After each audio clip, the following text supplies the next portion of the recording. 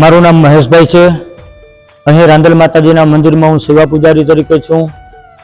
બરડા ડુંગરની ગોખમાં શોભતું એવું રૂડું રળિયામણું ધામ એટલે બગવદર સૂર્ય રાંદલ નવગ્રહ મહામંદિર માં ભગવતી રાંદલ માતાજીનું મંદિર છે। આ મંદિરની અંદર નવગ્રહ દેવતાઓ બિરાજમાન છે, સાથે સૂર્યનારાયણ ભગવાન। પૂરા ભારતની અંદર સૂર્ય અને રાંદલ સજોડે પતિ અને પત્નીનું મંદિર હોય તો આ એક જ છે। અહીં દૂર દૂરથી લોકો માનતા માનવા માટે આવે છે અને એની માનતાઓ પૂર્ણ કરે છે માં ભગવતી। યથા શ્રદ્ધા તથા ફલમ, જેવી આપણની શ્રદ્ધા એવું આપણને ફળ પ્રાપ્ત થાય છે।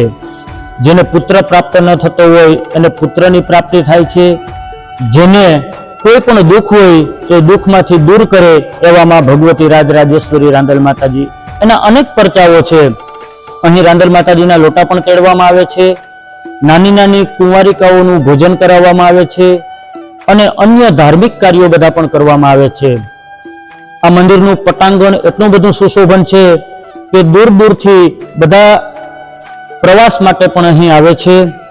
બાજુમાં સરસ મજાની નદી છે અને એ નદીનો પણ અનેરો એવો લાભ બધા લે છે અને નવગ્રહ દેવતાઓના પણ નિવારણ અહીં કરવામાં આવે છે।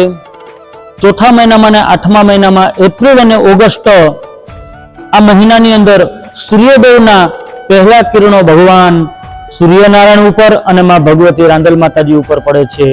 એટલા બધા કિરણો છે કે જેનો પ્રકાશથી માં ભગવતીની મૂર્તિ સુશોભન થાય છે।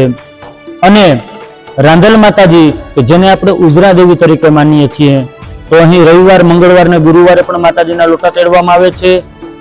અને આ મંદિર છે એની જે મૂર્તિઓ છે સૂર્યદેવ રાંદલ માતાજીની, એ 1150 વર્ષ જૂની પુરાતન મૂર્તિઓ છે અને સ્વયંભૂ છે। અને બીજી નવગ્રહ દેવતાઓની જે મૂર્તિઓ છે એ પ્રતિષ્ઠિત કરેલી છે।